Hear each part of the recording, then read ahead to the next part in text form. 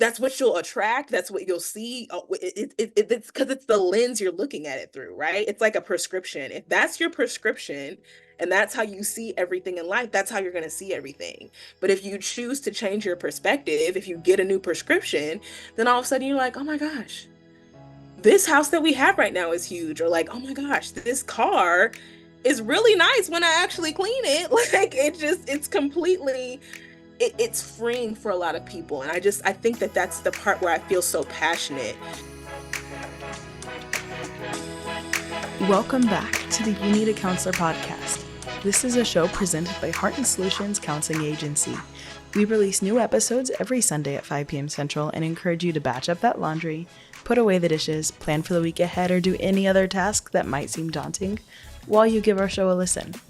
You might just be encouraged to call your therapist, connect with this week's guest, or seek out those services you've been considering for a while but haven't made the commitment to yet.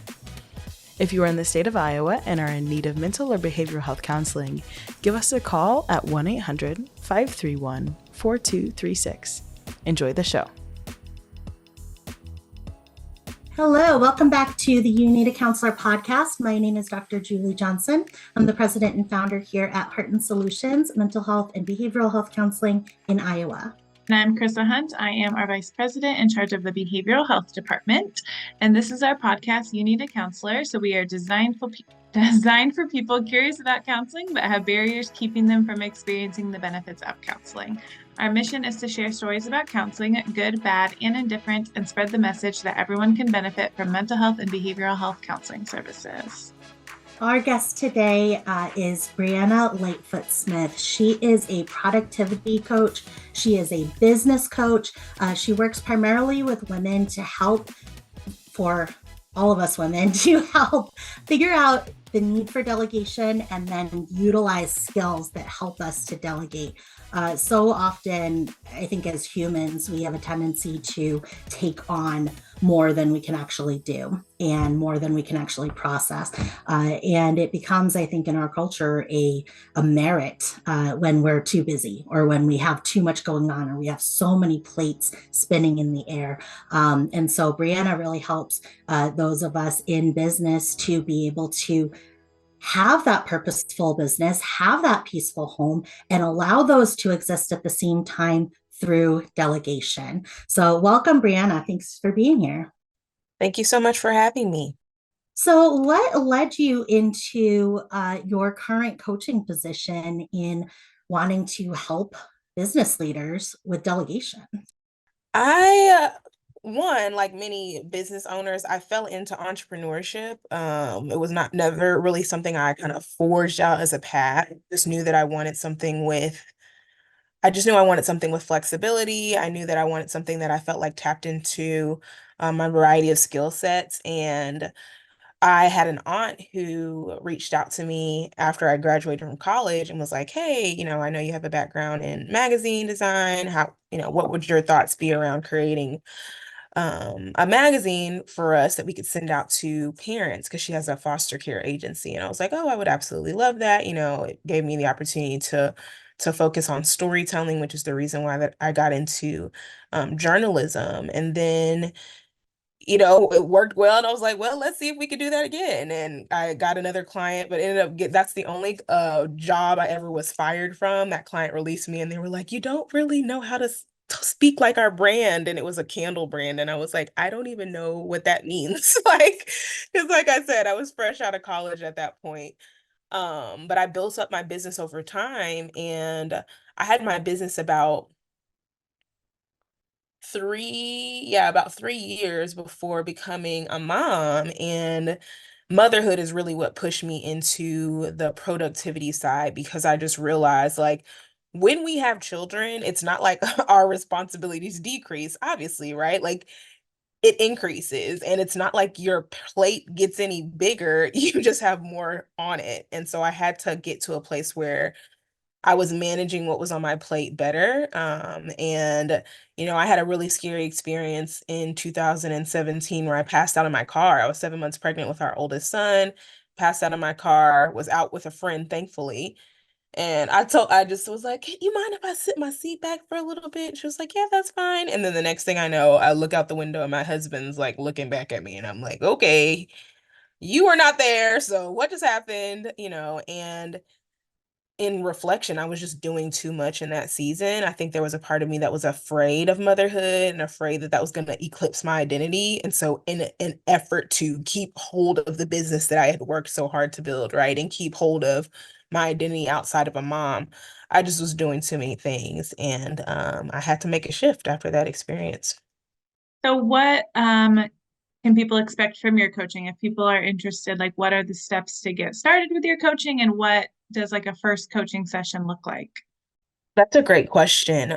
It's really about getting women clear and confident, like clear on what is taking up their time right now, and then confident in the decisions that they make. Because what I have found is we will establish a boundary, but then we go back on it, right? We're like, okay, I'm not gonna work after this hour of the day. I'm not gonna, you know, I'm gonna go to the gym and I don't care. Like that just means my kids may have to go to after school program, or I'm gonna stop staying up so late. I'm gonna stop scrolling. And then we mess up our own boundary, and then we also allow other people to push on our boundaries. So they call after the time we said we weren't going to be taking calls anymore, and we're like, it's just going to be this one time. So I really allow women to get clear and allow them to get confident, and that clarity piece comes with the energy audit that I know we're going to talk about later, where I really help women assess what are they doing right now, what would they like to be doing instead? Because I think that is also a problem, is that we are like, oh, I don't want to keep doing this, but we don't replace that activity. And so helping them understand what they want to be doing instead, and then from there looking at what are the things you did not say you want to do, and how can we delegate that, and then holding them accountable to taking those actions. That's what it looks like. I think it's so interesting, the motherhood part of it, or the parenthood part of this, because there is so much tied into identity. And for so many entrepreneurs and business people, it's very difficult to drop the ball on some of the things that we held so close to ourselves before, and to feel like that ball is going to drop. I think that for me in particular, I've been on kind of this 10, 12-year journey of delegation. And I think about the things that I used to think about in the evenings, or that I used to wake up thinking about. And now that those things are delegated out, and I go, oh my gosh, I haven't thought about that in 2 years, right? Because somebody else is responsible for that. And I know that it's being taken care of. That process is such a journey, and it really is letting go of one rung at a time so that we can reach up for that next higher up rung. And my 8-year-old, when she's climbing a jungle gym, it is very frequent that I'll say, you got to let go of the one on the bottom, right? Or the other day she was climbing a rock wall, I say, you got to let go of that one that your hand is on, because you got to reach for that one up there. And that letting go is such a necessary piece, and having the stability of, okay, well, when I'm doing that and I'm afraid to let go with my left hand in order to reach that yellow next rock, right, to hold on to, or that next rung, I've got to have trust in my other limbs. I have to have trust that my right foot is secure, that my left foot is secure, that my right hand is secure, and that it's going to hold me while I take that scary step of letting go of that bottom one and reaching for that top one. And I so often, when I'm doing that with her, or when we're talking about delegation, those two just always come to me, because it is a act of trust. It is a literal leap of faith to delegate something to somebody else. And I think a lot of times people think that I'm taking a leap of faith into another person and other people, especially if we've had trauma in our lives, right? Trusting another person is very challenging. Because none of us are perfect. We are all going to make mistakes and learn things differently and be terrible at things until we're great at them. And so trusting another person is so difficult. But when we were able to trust our own processes, to be able to check in on those things. Is this getting done? I know that I'm going to check on that next month. So I don't care if it's being done today.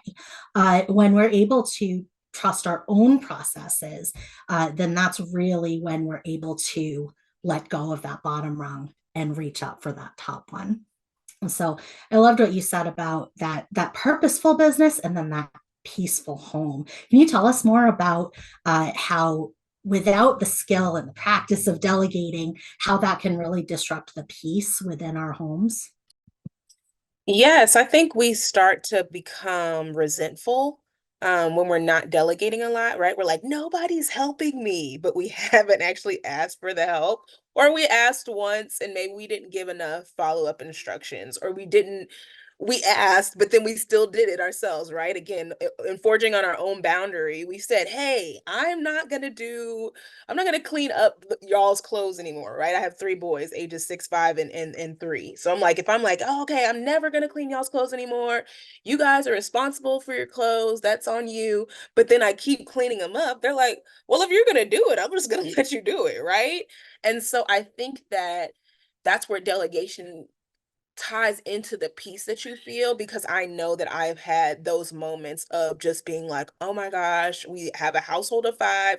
I'm the only one who's picking up after people. I'm the only one doing this. I'm the only one doing that. And I remember this might have been last year. My husband said, you never have to pick up after me. And I was like, what? Like, because I got upset and I was having a conversation with him, and he was like, I've never asked you to pick up my clothes, to cook for me. I've never asked you to do those things. That was just stuff that I inherently took on, right? Like, that's the thing that a wife does. He was like, I don't have that expectation of you. If you want to do it, okay, because I'll also take the help, right? But don't get to a place where you're upset at me because you are doing something I never asked you to do. And I was like, oh, okay. And so even with the two of us, I've seen so much peace in me being very clear on, hey, like, if you could help me in these areas, it would be amazing. And the other ones, I got that, right? And then translating that to the business side of things, I have a BA who's excellent. I've worked with her for almost 2 years, my virtual assistant. And I remember I was about to launch a new product last fall. And I told her, I said, I just don't know. Like, we're just in a period of transition. I don't want to put myself where I'm having to do all these new tasks. And she was like, so give them to me. And I was like, what? She said, so give them to me. Like, you've hired me for this job. Don't just give me the things that you think I like, give me the things that you don't like. She said, that's genuinely what I'm here for, is to help you. And she's like, I really appreciate that you give me tasks that I like, or that I'll be really good at, but like, that's why I'm here. And so I find that, similar to what you were saying, Dr. Julie, I have found, even in this last month, because I reduced my hours significantly on purpose. And I realized, I'm like, most of the stuff I was doing in my business was stuff she should have been doing. And she's faster than me because she's good at that. Like, I need to be over here doing sales calls with people, pitching myself for podcasts, right? Being able to get in front of people for speaking engagements or workshops, because I love doing in-person workshops. Like, that's the stuff that I really thrive in. And the administrative part, I think sometimes if we're even slightly good at something, we're just like, well, then I should be doing it. Because I am an administrative person. I am very organized, but I'm also the bottleneck in my business a lot of times, because I'm like, I'm just, I'm very meticulous with things. I don't call myself a perfectionist by any means, but I'm just like, okay, but could this be better? And I have to take the advice that I give my clients all the time on the business side. I'm always like, be okay with version 1. Let's do version 1, and then we'll get it out there. We'll price it. If we feel like, oh my gosh, this is worth way more than that, then we'll do a price increase over time. We'll communicate the new value with people, but we don't get any progress because we won't even do version 1 of something. And I think, again, that ties into the delegation piece. We're like, well, where do I start? Just pick one thing you really don't like doing, or that you're not good at doing, because you might even like some of the stuff, but you're just not that good at it. And say, okay, who within my circle can I have help me with this? My husband's the better cook out of the two of us. And I don't take offense at that. I'm like, no, please make my life easier by coming and cooking and allowing me to not even have to step in the kitchen if I really don't want to. Like, love that for me, So. Absolutely. Yeah, I love that. It brought to mind, uh, I remember one time I was in a couple's home and giant, there was this giant wheel on the wall and it was a chore wheel. And I was like, you do that with your husband? Right? I could not believe that. And this was a long time ago, but they had set that up when they moved in together. And I thought that was genius because they never fought about whose turn it was to sweep or unload the dishwasher or anything. They established it once. And when things did not work out, they adjusted it. And so it was easier for them to, I remember talking to this person, like, how are you doing this? How are you doing this? Right. Because they were married and and she said, yeah, when we need to adjust it, it's easier to adjust the system we have when we need to than it is to create a new system every single day. And they never forgot that. And my husband and I, we have weekly meetings for work. We have check-ins for work because we work together, but we also have check-ins for at home because we need to coordinate who's doing pickup and who's bringing our child to dance and when do we want to leave for this trip and all of those things that come up throughout the day or throughout the weeks that unless we have that designated time, we just don't go through, right? We're both tired. We don't want to talk about it. We don't want to figure it out. But when we can kind of mentally prep, like, okay, that's the day. We're just going down the list. Boom, boom, boom, boom, boom. Let's get all this stuff figured out. Things just run so much easier. And one of the things I was so happy with my husband. So when you were talking about doing laundry and your husband saying like, you don't have to do that stuff, right? I do that same thing when we put away laundry. We each kind of have our jobs. My daughter has her job, my husband has his job, and I have my job. And recently, my daughter and I were out of town for a little under a week. And my husband said, I'm still going to do laundry, right? Because there was still laundry that needed to be done. But he said, what do I do about your stuff? Because if I make outfits for our daughter, they're going to look terrible, right? If I put together outfits for you, they're not going to be right. What do I do? And I felt like the fact that he asked that to me really demonstrated that he was thinking about those things. He was taking ownership of laundry while we weren't there. So even though that's usually a communal task, he was going, how do you want me to do it? Because he knows that if he made outfits and I came back and they were in the closet, I would be not happy. And so I said, sort them into these piles and put them here. Right. And so when my daughter and I came home, they were all sorted into piles, his stuff, and all the towels were put away. And it was really easy just to make outfits and hang them up and put them away.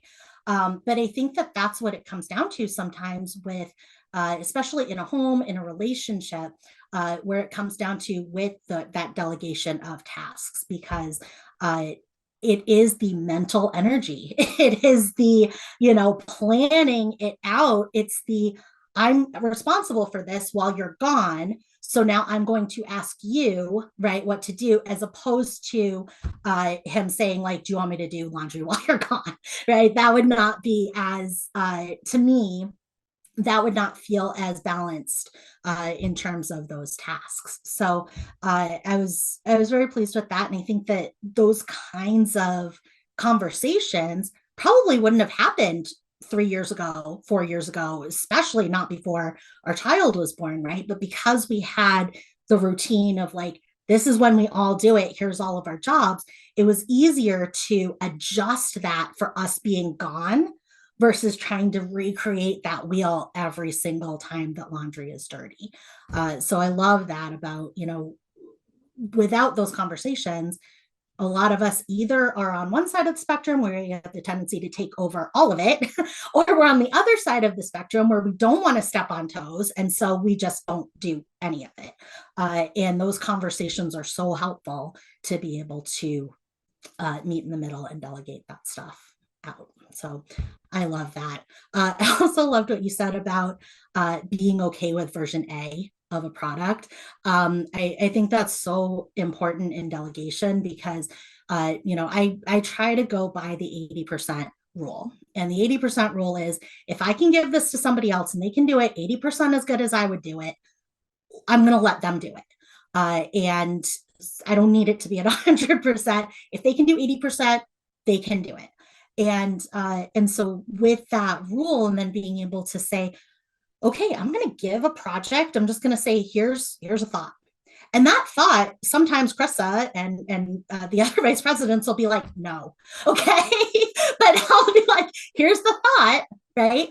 And then if that is a useful thing from their positions, then they'll go in and say, well, yeah, I can use this in this way. In this other way, that's not going to work for my department. And I'm like, great, I have the thought, I got it out there. That's great, but it takes a long time to do that. And it reminds me of the phrase that we went by when we started this podcast, which is if you're not embarrassed by your first episode, then you waited too long. And I think that's what happens and why we become bottlenecks in our organizations, because we're waiting for it to be done. We're waiting for it, that thought to be formed and that thought work to be done. And in so many cases, we don't have to. We don't have to do that. So I just thought that was wonderful. And so we talked about keeping that peace in the home with our partners. And you touched a little bit on with your children. Can you tell us more about that and how you coach your clients that do have children? Yes, I'm really big on telling people to show up messy. Like my clients, I'm like, it doesn't need to be perfect. It just needs to get done. And, even right now, like as I'm recording this, I'm in my children's room, like in the corner of their bedroom because they're downstairs playing. And I'm like, hey, listen, if you guys can play quietly, I'll be the one to go. Like, this is not my preferred place, but I will be flexible. And I think that that flexibility part is where a lot of people like fall short. We're not flexible enough. And I read that I was reading this book and it was talking about being soft and the importance of being soft versus being hard. It was like if you think about like a glass plate, it's a lot easier to break than a piece of Play-Doh, right? Like clay is moldable, it can shift, it can fit into different things, but a plate, it's like this is the plate, that's just it, right? And it's glass, and if you drop it, it's going to break. And I think that that's how we treat our lives. And I think it's so interesting because this is not an anti systems conversation, right? Like I love systems. They work really well if you don't have systems. Like you were saying, like it's easier to adjust a system that you already have in place than to try and create a new system every day. But I think there's some days where it's like you checked all the boxes and stuff is still going crazy. Like we were talking about this offline, right? Like my youngest today, I dropped him off at his part-time program and he was screaming bloody murder. And I'm like, I had the lunch packed. We got the sleeping bag. He even brought his favorite toy. It didn't matter. He just wasn't having a great morning. And I was like, okay, I can absorb that and allow the fact that he wasn't having a good morning to allow me to not have a good morning. But I had to realize, like, again, there's a level of personal responsibility. Even before I got on here with you all, I was talking to my oldest because I took them to the library after we dropped their brother off. And I brought some worksheets for them and things like that. And he said passively, like, oh, I would have gotten a different one. I wish she had gotten this other one, talking to my other son in the back, not talking to me. He's like, yeah, she didn't know there are two Spider-Man ones. And like, this one's really for Josh. And so he's having that conversation. And I said, Jaden, I need you to know something. I said, as your mother, my role is not chief entertainment officer. And I'm like, listen, maybe you hear me say CEO because I'm a CEO of my business and you think that's what that stands for. That is not what that stands for. It's not for chief entertainment officer. I said, you all have to understand my role as your mom is to make sure that you are God-fearing young men who are respectful, who work hard, who are smart and have the tools that you need to succeed. I said, it's my responsibility to make sure that you eat well, that you are getting activity, right? That you're moving, that you're getting sunlight, those type of things. I said, but the entertainment piece, that is on you. And I think even that ties into delegation, right? Because I think that sometimes we take so much on. We're like, I got to entertain this one.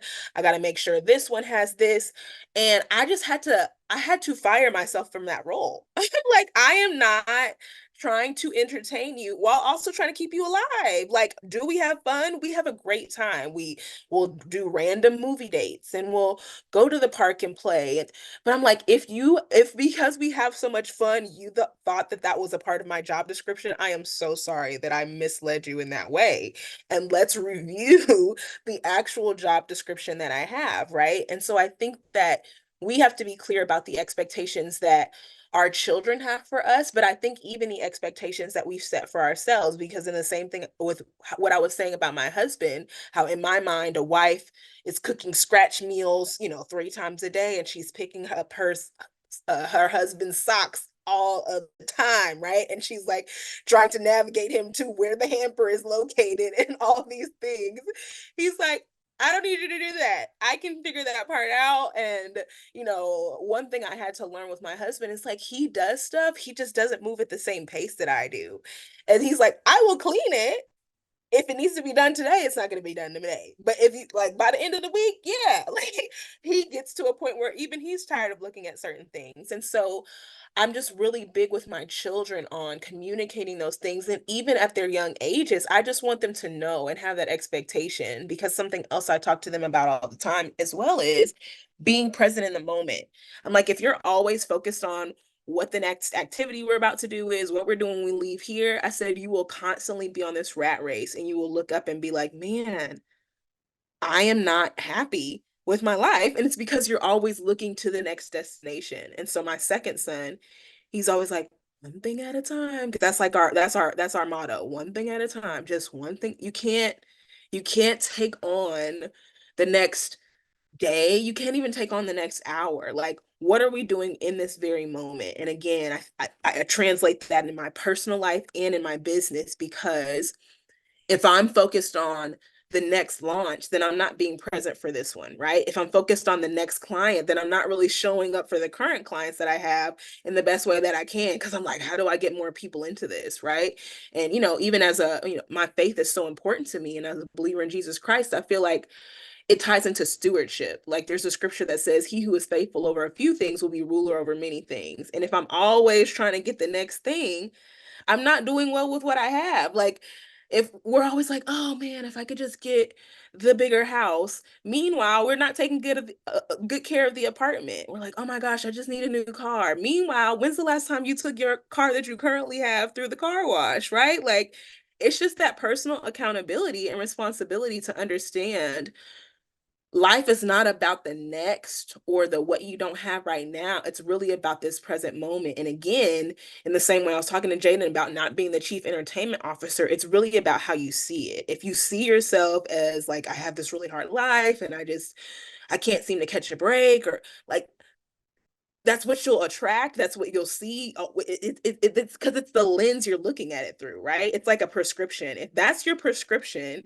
and that's how you see everything in life, that's how you're going to see everything. But if you choose to change your perspective, if you get a new prescription, then all of a sudden you're like, oh my gosh, this house that we have right now is huge. Or like, oh my gosh, this car is really nice when I actually clean it. Like it's completely it's freeing for a lot of people. And I think that that's the part where I feel so passionate because I feel like so many of us are walking through life like we've been given this bad hand and people are shuffling the cards, hoping for a different result. And it's like, these are the cards you've been given. And so instead of focusing all your energy on what you wish you was different, you get to make a decision to be present, to be better where you can, and to take personal responsibility so that you can have the life that you want, your children can have the life that they want, your spouse can have the life that they want. And guess what? You're not responsible for those those other elements, right? How do you help teach new clients that? Like, I know you mentioned like the boundaries with your kids, and I'm not going to pick up your clothes anymore. How do you help them with enforcing that and not picking up their kids' clothes and holding them accountable to doing it themselves? That's a really good question. And I think I really haven't had a ton of opportunities to hold them accountable because they lied. Like, I know you're not doing what you're supposed to be doing. Why are you messaging me at 9:11 p.m. and you said you were going to do email after this particular time? I think the best thing I'm able to do is really to lead by example, right? Like, and kind of reinforce the things that they've already been taught through classes that I have or through even seeing stuff on my social media and then being able to come back because it's also a mindset thing. Like people have to be ready to embrace certain ideas, right? And what I have seen is I will work with somebody and something is just not clicking and then all of a sudden it seems like it clicks and it's because it's like there's a moment of being fed up with your current condition. And this is not the same as being discontent, but just realizing like I cannot normalize chaos when I'm saying that I want to have peace, right? Like I cannot continue to burn the candle at both ends, stay up late and wake up early and then be like, oh my gosh, I'm so tired. It's like, okay, when am I willing to make a shift? And again, you know, my moment was when I passed out of my car at 7 months pregnant, but every year I have at least one moment that brings me back to that original thing of, you know what? We're not doing this again. Like we did that before. We tried to be superwoman. We tried to um I still remember there was a time we were living with my parents when we moved. We were living in New Orleans and we moved to Texas. We lived with them for a few months while we were figuring out if we wanted to buy or rent or what part of town we wanted to live in. And I was making those scratch made meals every day, 3 times a day. I didn't have I had closed my business down. I closed it down for a few years because I just kept having back-to-back babies. And I was like, listen, I can't be out here trying to get the clients and having these children. I can't do all of it, right? And I remember my husband had gotten home and it was my third scratch made meal of the day. And he had some and he was like, this is just more for you, which was his way of saying like he didn't really like it, but that I could just have more. And I was like, I am trying to, because it had like a mango salsa that I had to like cut up and I was just like, I'm trying really hard to make sure that you guys have nutritious meals and and he was like once again he's like I don't need you to do that. Like he's like and the boys would love to have macaroni and cheese. Like they're good on all of that and so now I've had to learn okay, we're gonna do macaroni and cheese, and maybe I just make you put some fruit on the side because that makes me still feel like I'm a good mom and I'm making sure you're getting your nutrition, but I don't have to like go pick something out of the garden and then make it and feel like because I'm like most of that stuff y'all don't like. You just want a hot dog. So I think it's just again, it's leading by example. It's allowing them to be honest and giving them a space where they know that I'm like, I know you did stay up past your bedtime because you're messaging me, right? And then I think it even ties to that version one. Like, all right, so you said your deadline was 9. You messaged me after 9, which means you didn't stick to that. But how about maybe next week we can make it like, okay, so you messaged me at 9:15, so maybe we can get it back to 9:10, then we get back to 9:05, and eventually we'll get back to and again modeling that. Even if you message me at 9, I'm still not gonna message you back till the next morning. But hey, like if you needed to get that out of your head, knock yourself out. So I just want people to understand that this is so dynamic and it's not like a in many ways I do feel like it's a one size fits all in the fact that the solution you're coming up with is going to already be like what you want it to be and that it's this one system, that energy audit process that I talked to you through. That's the same system. Everyone's going to get different results, right? Everyone's going to have, oh, I want to spend more time with family, or someone's going to say, hey, I actually spend a ton of time with family. I want to get back to like more of the career stuff. Or someone's going to say, you know what, I do great with the family, do great with the career, but I need to do better with my health. Um, but it's dynamic and it's flexible. It's not, brittle like we were talking about earlier. Yeah, I loved what you said about the flexibility and how important that is. And we follow a program called Getting Things Done by David Allen. I love him so much. And he talks about, he's a like double or triple black belt. And he talks about mind like water, which is the idea that if you have a still pool of water, a puddle or an ocean or a lake, I guess oceans aren't still, but if you have a still pool of water, that when you throw a rock in that water, water doesn't overreact and it doesn't underreact. It reacts to the weight and strength of that rock going into it, and then it settles right back down into a smooth surface and it's ready for the next input to come through. And I always love that because we're always, if we're the pool of water, there are always rocks being thrown into our piece. I mean, constantly. Every relationship we have is going to be constantly having rocks come at us. And every task that we have is another rock coming at us. But when we can we can react and respond to what it was, and then bring ourselves back to mind like water, which is in martial arts is that ready stance, right? I'm ready for the next thing to come my way. And when we can get back to mind like water and have that be our baseline. And when we talk about resentments and we talk about fears, so frequently those can become our baseline where it's like, well, I'm always this level of anxious, right? Maybe today I'm a little bit higher, or maybe today I'm a little bit lower, but this is kind of my general. And if we can have that baseline, mind like water, be that neutral, boring, peaceful baseline, knowing that, yeah, rocks are going to get thrown in. And so we're going to ripple out and we're going to do the things we need to do to respond to that. But coming back to my baseline is not afraid. My baseline is not resentful. I'm going to have fears come up all day long. I'm going to have resentments come up all day long. I'm going to process each of those out so that I am back to mind like water, ready for the next thing that's going to annoy me that's coming my way. So I really loved that. I brought to mind for me, Chrissa and I and Marta, our editor, we recently went to the Arch in St. Louis. And when we were doing that tour, our tour guide talked about how much that arch will sway in the wind, and how important structurally that ability to sway in the wind is, because if it didn't have that ability to sway in the wind, the whole thing would come down. And so it was when I heard that in the tour, that was really very powerful imagery for me as it comes to, we think about a building as like strong, right, and powerful and unique and all of the things, but they have to build that flexibility in. And I think that's so important, as kind of a way of like you said, a mindset and a filter and a way to look at the things, our processes and our systems that we're doing. When Chrissa and I are creating processes, it's always like, okay, but what about this? Right? What about when this happens? Because it's going to happen. And then we go, yeah, what is the boundary on that? Right? Just like, well, what happens when the wind is 30 miles an hour, 40 miles an hour, 50 miles an hour in St. Louis? What happens? Well, the building can sway this amount, right? And this is what will happen to it.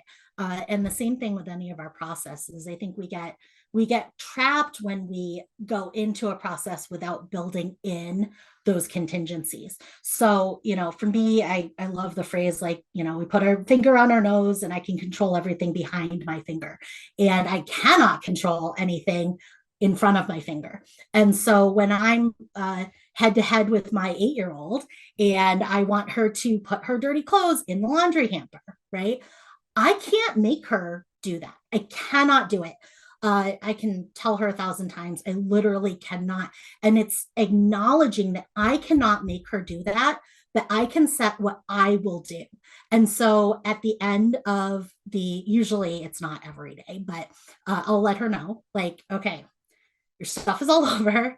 I'm going to do laundry on this day, and anything that's not in the laundry hamper isn't getting washed.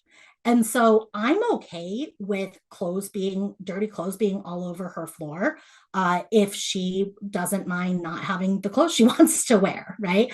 And so I can only say, this is what I'm going to do. I'm going to wash everything that is in the laundry hamper. And if your clothes are not in there, and then you have to go to school and you wish you had your outfit, or you wish you had better selection of clothes to wear, sorry, like you'll have something to wear. It just won't be what you want. And so I can only control those things. And so same thing with picking up toys. I'll say, okay, at bedtime tonight, anything that is on the floor, right, not in a closet or where it goes, anything that's on the floor or in a common area, right? So not her room, I don't care, but anything that's in the kitchen, living room, dining room, that's out is automatic donation, and it just gets donated. You go through that so many times, it's painful, especially when it's something that like she just got, right, or something she spent her own money on, is so excited about, and having to do that, right, as a parent, like we feel horrible doing that, but at the same time, it is the only way that we build trust in what we say. Because if I say that and then I don't donate those toys, now she has no reason to believe me, and I have no reason to believe myself.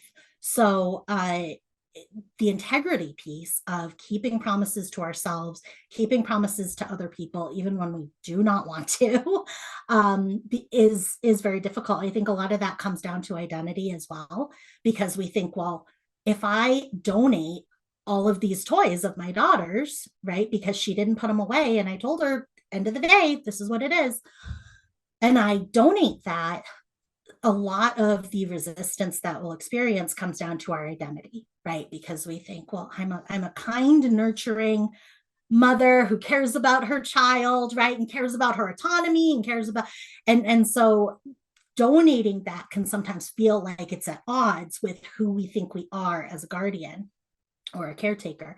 But when we, like you said, when we put on that new prescription lens and we see it really for what it is, which is, yeah, I am being kind. I told her exactly what was going to happen, right? I told her exactly, she didn't have to think about or worry about what was going to happen. I told her exactly what was going to happen. And so I am being kind because I'm being clear. And I am respecting her autonomy because it is her right to leave them all over the kitchen and have them be donated. It's absolutely her right. And she sometimes now I'll be like, okay, the stuff is getting donated. And she's like, oh, yeah, I'm done with that stuff. Or like, oh, yeah, that's my trash. Like, you can donate that. But it's because she knows that that is what will happen. And so now she's playing the system, which is fine because there's a system. And if I didn't want her to throw her trash or her donate stuff in the kitchen because she knew I would donate it, then I would set that also, right? As well, if you do that, though, this is what I will do. I'll have to go pick something else, right, that gets donated instead of this thing. So yeah, just that circle of control, because it can be so difficult delegating when we think that we are at the mercy of the person that we're delegating to, and or that we need to change their behaviors. We have to make them do it, right? We have to make them not email us in the middle of the night. But we can't control that.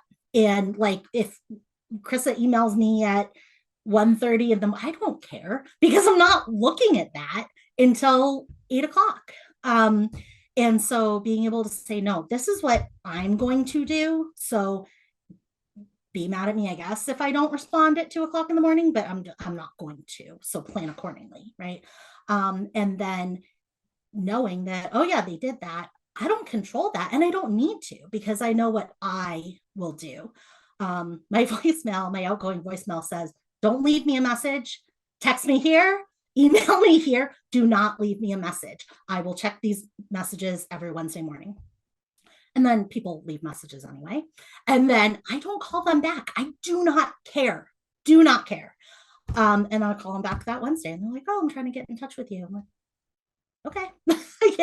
I have zero guilt about that because I clearly, kindly explain to them what I will do. And I am sticking to that every time. And that is that integrity. it's so difficult to do.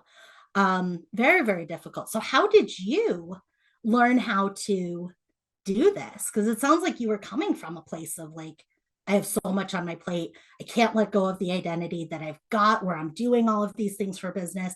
And then adding parenthood, adding guardianship and caretaking to your plate, now being able to say, okay, I can do anything, but I can't do everything. What was that transition like for you? It was really becoming a mama three. I tell people my third child, he came in with guns blazing. Like, I'm like, how does a tiny baby yield so much power? Because he is just, I don't call him spoiled, right? Like, and I know I didn't spoil. That's another thing. My youngest has shown me some stuff is just how you're built. Like you were just made this way because I did not like pamper or like, oh, you probably just held him too much. And no, I did the just the sufficient, a beautiful amount of cuddling. Because I mean, how can you not cuddle your tiny baby, right? But like I tell people he was born 2021, so it was still when people could only have one visitor at the hospital. And so our oldest sons weren't in the room when he was born. They weren't even at the hospital. They couldn't even come to visit because again, we could only have one person at the hospital at the time. So however many days we were there, I said, I don't know in those short days if he got into his mind that he was an only child. And so when we came home, he was like, who are these people? What is this? Like, but that's the energy that he has still maintained. He is 3 now, and he still walks through life like he's an only child. And I'm like, you were the last one here. You're even if my oldest had, I'm like, he actually knows what it was like to be an only child. There's no way in the 72 hours that we were at the hospital that you have convinced yourself that you were an only child. And even then, if you had,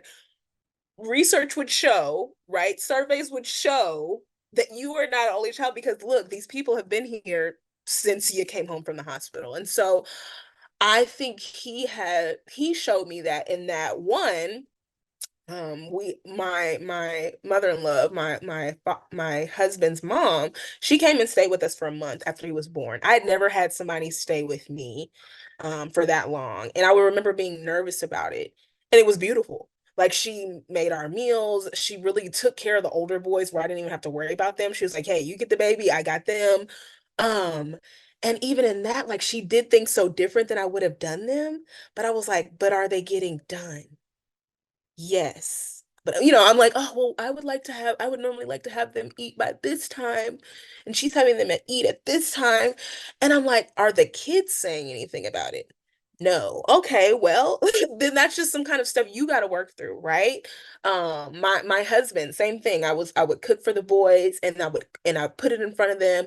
I'm like, it's lunchtime. They wouldn't eat it. He's like, did they say they were hungry? I'm like, no, but it's lunchtime. And he's like, based off of what? Like the fact that it's noon. And I'm like, well, yeah. He's like, if they're not hungry, you can't really be mad at them for not eating because they didn't say they were hungry. And again, that came after our third. Like there were so many things that I had in place, and I loved what you were saying about water and how they're just it's input, right? We always have input. There's always new information that we're having to take in, new systems we're having to process, right? You're like, oh my gosh, I got this parenting thing down. And then you find out you're pregnant with another one. And then you're like, okay, got the two. And it's like, psych, there's a third. It's just like this cycle of new information. You get the job down if you're in a corporate space. And then guess what? You get a new coworker or you get a new supervisor or you change departments because they're like, oh, we're actually going to merge this in with this other one. And I just had to learn to be nimble because not being flexible, it really was creating I was harboring so much resentment, right? And we're on this podcast about counseling. Like after my son, that's really when I started going to therapy because I was like, you know what? I don't want to just tolerate my children. I want to enjoy them.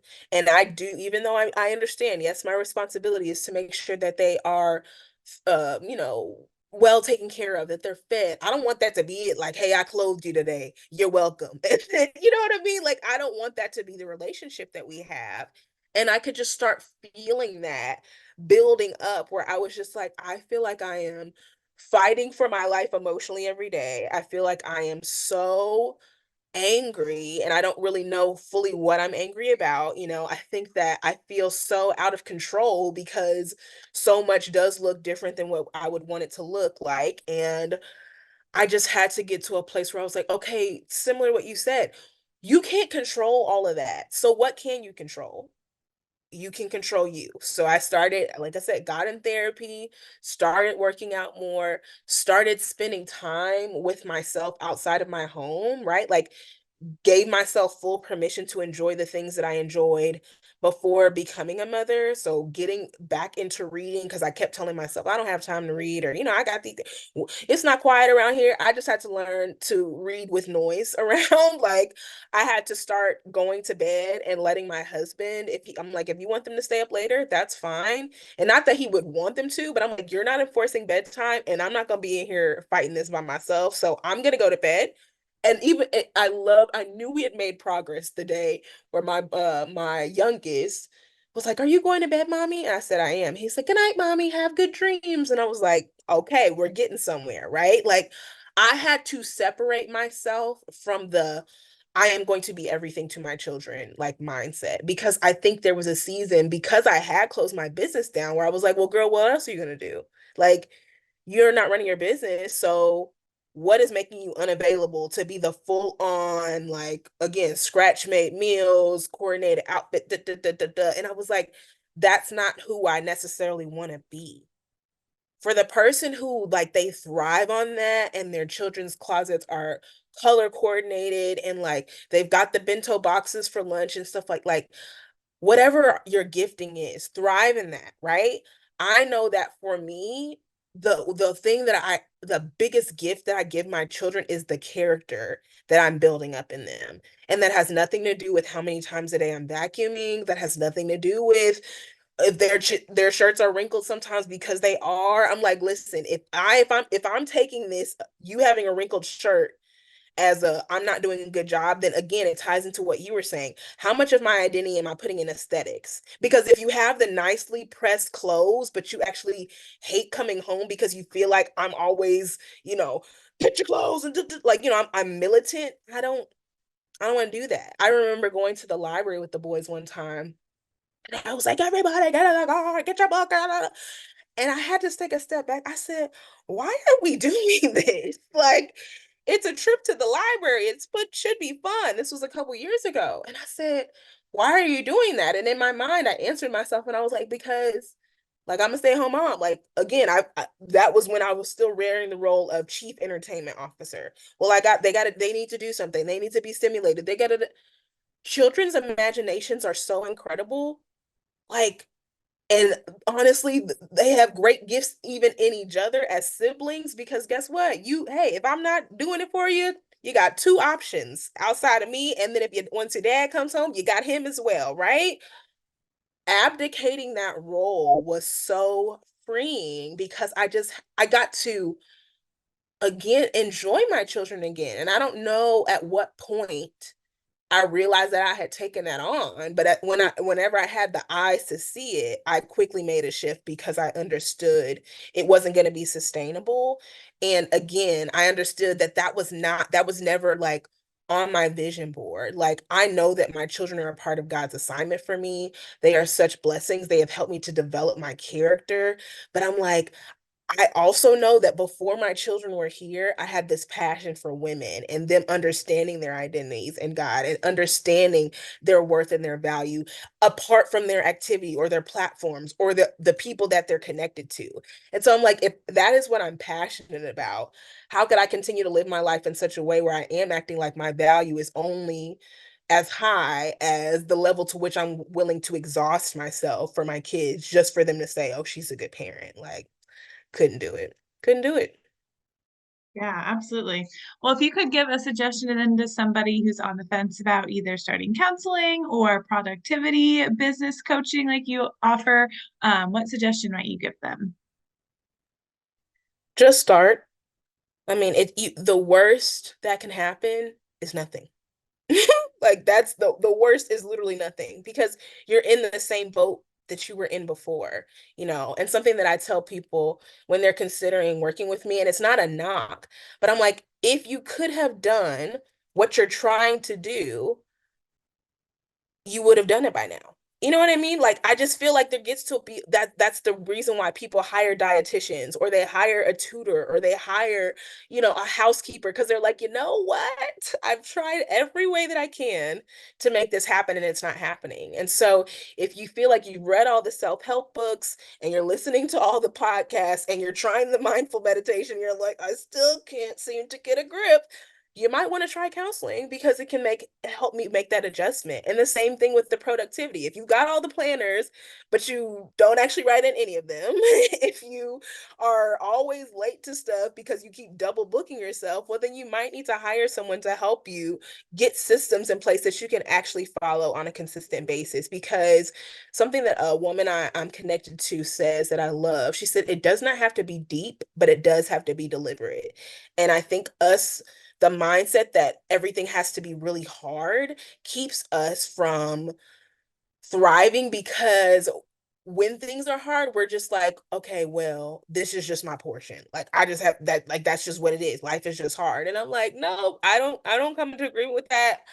It can be a challenge, it can be work, but it doesn't have to be hard. And a lot of the reasons why things are hard is just because we're taking on more than we need to, and we're not getting the help that we need. And people are right there like, hey, I can help you. And you're like, no, I got it. And you're drowning. Yeah, absolutely. I love that imagery of, if calling the ball, and if I'm playing basketball and I've got team members that are like, I am open, give me the ball. And I'm like, nope, I'm going to go through all these 4 people that are trying to stop me. Right. And I'm going to shoot it and miss it. And now I feel bad about myself. Right. And my team's mad at me and all of that. So I love that imagery as well. And I love the idea that, yeah, the worst thing that can happen is what is currently happening, where we don't have the support and we're struggling to lighten our load. And it really is that. I think that a lot of times we think that our passion or our interest in something is equal or should be equal to its difficulty, and the energy that we put into it. And it really has really nothing to do with the other. And so I just love that idea that, yeah, we don't have to do those things. We don't have to struggle. I'm sure that you believe, like I believe, we're not designed to struggle. We're not supposed to. We create a lot of our challenges. And when we can identify how we're creating it, then it goes away, because it wasn't meant to be there in the first place.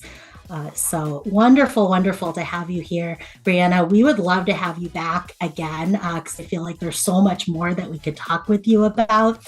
If you are looking for that energy audit, which is that 5-part mini training, go to brandsbybrie.com/energy. You can also find Brieanna at BrieannaLightfootSmith.com, or on Instagram at @BLightfootSmith. So go check her out over there as well. Again, we'd love to have you on the show again. This has been just really great talking to you and learning from you today. I'm Brieanna Lightfoot Smith, and I need a counselor. Awesome. And I'm Chrissa Hunt. And I'm Julie Johnson, and we need a counselor. And so do you. Bye. Thank you for listening to the You Need a Counselor podcast. We are so grateful that you're here. Now, we want to hear from you. Text us or give us a call at 515-650-3231. You can also find and connect with You Need a Counselor on Facebook and Instagram. If you've enjoyed today's show, please take a moment to like, review, or leave a comment, as all of these things help others to find and benefit from the podcast as well. If you're in the state of Iowa and interested in mental health counseling or behavioral health intervention services, give us a call at 800-531-4236. And if you're a provider seeking play therapy CEUs, you can find us on patreon.com/youneedatraining. We'll see you for the next episode, Sunday at 5.